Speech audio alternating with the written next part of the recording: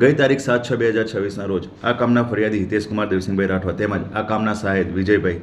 તેઓ તેમના પોતાના વતન જ્યાં તેમનો નાનો ભાઈ બળવંતભાઈ રાઠવા જેઓ પોતાની મમ્મી સાથે રહેતો હોય તે જગ્યાએ પોતાના પિતા જે તે સમયે મરણ ગયેલ અને તે સમયે તેમને મળેલા પૈસા તેમજ તેમના પેન્શન લગત પૈસા તેમજ જમીન તેમજ મકાન બાબતે ચર્ચા કરવા માટે ભેગા થયેલ તે સમય દરમિયાન આ કામના ફરિયાદી તેમજ આ કામના મુખ્ય આરોપી બળવંતભાઈ રાઠવા વચ્ચે ઉગ્ર બોલાચાલી થતાં જેમાં ઝપાઝપી ચાલુ થતાં આ કામના સાહેબ વિજયભાઈ રાઠવા વચ્ચે પડતા જેથી નાનો ભાઈ બળવંતભાઈ રાઠવા જે આ કામનો આરોપી છે તે એકદમ મુશ્કેલાઈ જઈ અને જે ઘરમાં લાકડાનો ડીંગો જેના ઉપર વાયર વીંટળાયેલા હતા તે ઉપાડી અને આ કામના સાહેબ વિજયભાઈ રાઠવાને પાછળના ભાગે મારતા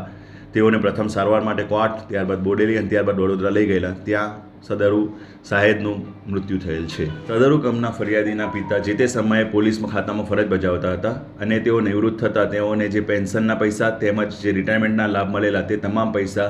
હાલમાં જે સૌથી નાનો દીકરો બળવંતભાઈ હતા એ એમની પાસે રાખેલા અને તેમની માતાનું પણ જે પેન્શન આવતું હતું એના પિતાના મરણ ગયેલા પછી